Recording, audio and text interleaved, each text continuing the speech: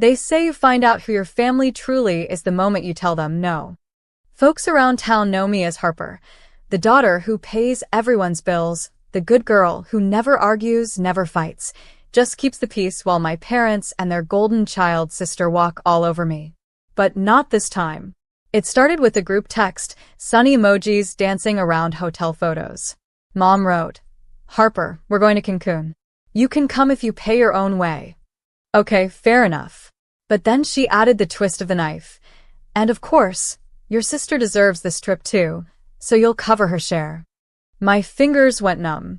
I wrote back with all the calm I could muster. No thanks. Have fun. That should have ended it. But the next morning, my phone blew up with transaction alerts. Flights, resort suites, spa packages, restaurant deposits. Thousands of dollars, my card. No heads up. No request. Just stolen. I nearly dropped the phone. My throat closed up. For a second, I thought maybe it was fraud. But then I saw the names attached to the airline tickets. Mom, Dad, Emily, even my brother Tom. They'd done it behind my back. My heartbeat thudded in my ears as I opened the app, scrolled down to dispute all, and pressed confirm. Then I froze the card completely. 15 minutes later, I got a message from Tom, written like a screaming toddler. "They're denying our tickets. What did you do?" My hands were steady as I typed back. "What you said. I'm paying my own way." Silence.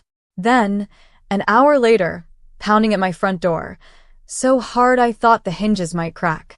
I tried to breathe, but keys rattled in the lock, the spare I'd hidden under the porch tile. Mom's voice snapped through the hall like a whip. "Open this door, Harper. Now." And that's when I heard him whisper my name from behind the door. My brother Tom's voice, raw, furious, echoing through the entryway, crashed into me as the front door swung wide open. They'd used my spare key without hesitation, barging in like they owned the place. I stood in the kitchen, hands gripping the counter, forcing myself to stay calm. Tom stomped in first, eyes blazing. "What did you do?" he barked, like I'd burned the house down instead of saving my own paycheck. Mom was right behind him, face bright red, hair still perfectly curled for vacation. "We were at the gate, Harper," she shrieked. "Do you have any idea how humiliating that was?" I bit back a laugh. "Humiliating?" I repeated. "You stole from me. And you're worried about embarrassment?" Dad came in last, pretending to play peacemaker, even though the guilt was written all over his face. "Sweetheart," he started, "we thought you'd agree, once you calmed down. We were trying to help your sister." My voice snapped like a breaking branch. "Help her? Or reward her?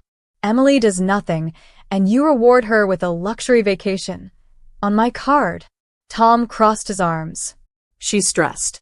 She deserves this." I laughed, bitter and sharp. "And I don't? I work 2 jobs, but you expect me to bankroll your whole family? You didn't even ask." Mom's eyes went glassy with fake tears. "We didn't think you'd be so ungrateful," she whispered. Ungrateful. That word stabbed me deeper than any curse. I took a shaky breath, holding my ground. "You charged me without permission. That's theft, Mom." Tom threw up his hands. "We're family. Families help each other." "Funny," I spat. "You only remember that when it's time to use me." No one spoke. The whole house felt like it was waiting to explode. Then Emily herself stepped through the door, all fake innocence, her voice sickly sweet. "I can't believe you'd ruin this for me, Harper," she said, lower lip quivering. "You know I need a break." I almost screamed. "You're right," I snapped, my voice cold as ice. "You need a break. From me. From my money. From my life." Emily's mascara-streaked tears started falling, but for once, I didn't care. Because I was done paying. And that's when I heard him whisper my name from behind the door. This time it was Dad, trying to squeeze his big frame between Tom and Mom, his voice lowered like he was about to deliver a wise lecture.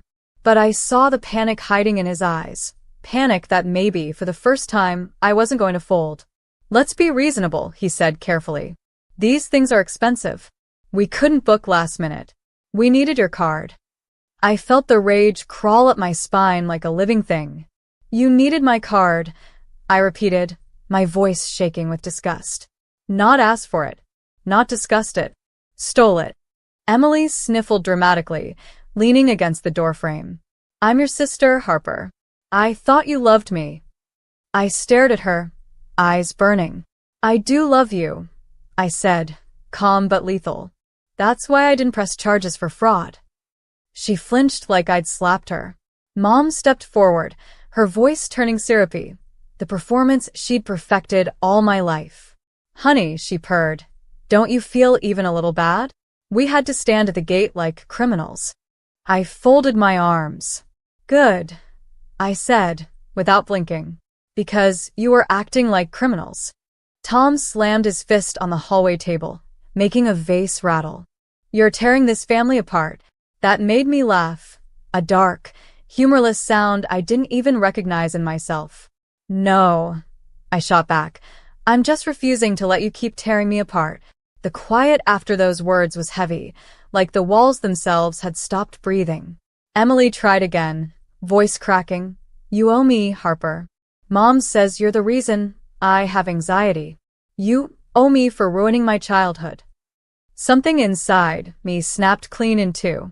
I don't owe you, I hissed. One more dime, one more tear, one more second. Her mouth opened, then closed, stunned for once. Dad tried to pull me aside, lowering his voice. Think about how this looks to the family, Harper. If people hear about this. I cut him off so sharply he jumped. Let them hear. Let them all hear. I'm not your bank anymore. My heart was pounding so loud it drowned out everything else. Because for the first time in my life, I didn't feel afraid. And that's when I heard him whisper my name from behind the door. Emily's voice this time. Small, cracked, but still dripping poison beneath the sugar. She edged closer, almost close enough to touch me, her mascara dried into little black rivers on her cheeks. Please, she whispered, I can't go on this trip without you. You know I can't handle it alone. I stared at her, stunned at the audacity. Alone? You'd have Mom, Dad, Tom, the entire cheering squad you've always had. You don't need me. She shook her head wildly. You don't get it. Mom always makes me share a room with her. She nags, she criticizes. I can't breathe without you there. That nearly broke me. For a flash, I saw my baby sister again, not the spoiled adult. The girl who used to hide in my bed at night, trembling from nightmares. But that girl was gone, replaced by someone who stole from me and called it love. I sighed, voice steady. You made your choice, Emily. You let them use me, and you let them use you as bait. She blinked, confused. What bait? You. I snapped. You are their favorite tool. They wave you at me like a gilt dagger. And I fell for it every single time. Until now. Emily stumbled back a step, like I'd struck her, her lower lip trembling again. Mom lunged forward, grabbing Emily's shoulders. Don't listen to her, sweetheart. Harper's just bitter. I shook my head, my jaw tight. I'm not bitter. I'm awake. You taught me how to give until there was nothing left. But now you're shocked I finally kept something for myself. Tom muttered, selfish. That's what you are. I turned to him, calm as a blade. Selfish? You mean not paying for 4 grown adults who refuse to lift a finger? That's called boundaries. For a moment, even Tom went silent. Dad rubbed his face like he was exhausted by my existence. Where will you even go for the holidays now? You'll be alone. I stood straighter, stronger than I'd felt in years. Then I'll be alone, I answered. But I'll be free. Mom made a strangled noise, somewhere between a gasp and a curse. And that's when I heard him whisper my name from behind the door. Dad's voice, low and dangerous, rolled through the living room like thunder as he stepped closer, closing the distance with that old-school fatherly intimidation I'd grown up fearing. But this time I didn't flinch. He jabbed a finger at me. This is not how we raised you, he growled, anger pulsing in every syllable. Family sacrifices. Family shares. I met his stare, my voice even. Funny. Family also respects each other. I haven't seen any of that. He shook his head, face red. You always have to be the martyr, don't you? Always the victim. That made me laugh, a hollow, exhausted sound. No, Dad. I was the volunteer. I signed up to fix everything. I paid every bill, calmed every fight, kept everyone's secrets. You trained me to think that was love. Tom stepped up beside him, scowling. We're family. We don't take each other to the bank. I shot him a look so sharp, he actually stepped back. Isn't that exactly what you just did? No answer. Emily tried again, voice dripping with a pity that felt like a trap. We can't go on this vacation without you, Harper. I need you there. Please. I stared at her, my heart pounding, feeling years of rage and exhaustion settle into a single, perfect clarity. Emily, I said quietly, you need me because they taught you to. They taught you to see me as your lifeboat. Her mouth opened, then shut. Mom spoke up, voice trembling. So, what? You'll just leave us to suffer? You'd do that to your sister? I let the silence grow heavy before answering. I'm not leaving you to suffer, I corrected. I'm leaving you to stand on your own 2 feet. And if that feels like suffering, that's not my problem anymore. Tom swore under his breath, and Dad looked like he might explode, but I didn't back down. I took a slow breath, feeling stronger with every second. Get out of my house, I told them, my voice as cold as stone. All of you. They froze, stunned, as if they'd never heard me stand up for myself in my entire life. Emily reached out. One last desperate try. Please, Harper. Please don't do this. I shook my head. I already did. And that's when I heard him whisper my name from behind the door. It was my neighbor, Mr. Carter, poking his head around the side door, drawn by all the yelling. His eyes darted over my parents, my sister, my brother, all of them crowding my living room like vultures, then landed on me, steady and concerned. You okay in here? He asked, voice gentle but firm. I swallowed, blinking back a rush of tears I hadn't planned to show. Yeah, I rasped, I'm okay. Dad turned on Mr. Carter, annoyed. This is a family matter, he snapped. Mr. Carter didn't even flinch. Sure doesn't sound like family, he said calmly, giving me a look of quiet support. Sounds like bullying. Mom gasped, hand flying to her chest. How dare you? But he ignored her, stepping closer to me. You want me to stay until they leave? I felt something in my throat give way, gratitude, relief, maybe both. Yes, I whispered. My family stared at me like I'd betrayed them, as if picking a neighbor's backup was a crime worse than what they'd just done. Emily's voice broke, pitiful and manipulative. Harper, you'd really throw away your own blood for him? I squared my shoulders, calmer than I'd felt in years. No, I said softly. I'm throwing away abuse. Learn the difference. Tom shook his head in disbelief. So this is it? You're cutting us off forever? My lips tightened. No, I answered. I'm cutting you off until you learn respect. Mr. Carter stepped between us, crossing his arms. You heard her, he said, protective as a wall. Get out. Dad's face turned a dangerous shade of red. We will not leave. I stepped forward, cutting him off. You will, I snapped, voice ringing like a bell. Because if you don't, I'll call the police and report fraud. You think I won't? Mom's mouth fell open. You wouldn't dare. Try me, I fired back. The silence was suffocating. Slowly, one by one, they started to move. Tom shoved past Mr. Carter, red-faced. Emily sobbed dramatically, making sure I saw. Mom glared like she wanted me to drop dead. But I didn't flinch. And that's when I heard him whisper my name from behind the door. It was Mr. Carter again, voice steadier this time as he closed the side door behind my family, sealing them out. The quiet that followed felt almost holy, a silence, so thick it felt like a hug. He turned to me, eyes kind but serious. You sure you're okay? I let out a shaky breath, my whole body trembling now that the adrenaline was fading.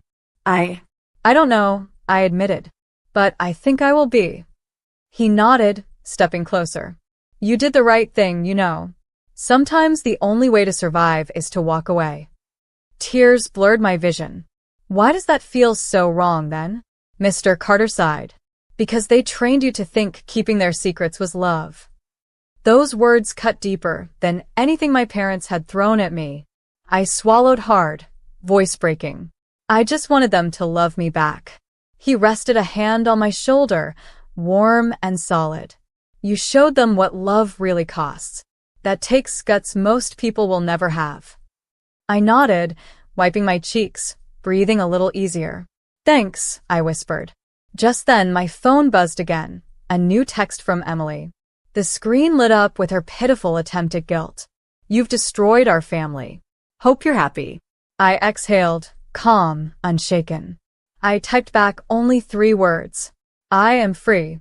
Mr. Carter read it over my shoulder, then gave me a proud grin. Good for you. Outside, I could hear their car doors slamming, the engine roaring as they peeled away, taking their entitlement with them. For the first time, the house felt like mine. The air felt cleaner, the walls softer, like the place had been waiting for me to claim it. I turned to Mr. Carter, a relieved laugh bubbling up. I think I'm actually okay, I said. He nodded. Yeah, he agreed. You really are. I closed the door behind him, locking it with a click that felt like drawing a boundary in stone. And that's when I heard him whisper my name from behind the door. It was Mr. Carter again, his voice coming from just outside the still-locked door, gentle and sure. I opened it a crack, heart still hammering, and saw him standing there with a small, worried smile. I know you're trying to be strong, he said, but if you need anything, food, a place to crash, just a break, I'm right across the driveway. For a moment, the lump in my throat almost strangled me. I nodded, swallowing tears. Thank you, I managed. Really? He tipped his head, then stepped back, letting me breathe in the rare, clean silence of my own home. I shut the door, locking it again, this time not out of fear, but because I wanted the world outside to stay out. My phone buzzed on the counter, one last message from my mom. This isn't over. I sighed, my pulse steady. I typed back. For me, it is. I set the phone down and finally let my shoulders fall. The tension bled out of my muscles like poison leaving a wound. Walking through the house, I saw all the damage they'd left behind, scuffed floors, a cracked vase, a trail of mud on my clean rug, and I knew it would take time to fix. But at least no one could steal from me here again. My money was mine. My peace was mine. My voice was mine. Lying in bed that night, I listened to the hum of the fridge, the faint echo of cars on the distant highway, and realized how quiet freedom could be. Lily, my cat, hopped up beside me, curling into my side, the warmest, softest thing I'd ever chosen to love. I smiled at her, voice low, almost a prayer. We're okay now. She blinked, settled deeper against me, and I closed my eyes, feeling for the first time that I wasn't afraid to start over. The next morning, sunlight spilled through the window, gentle and honest, with no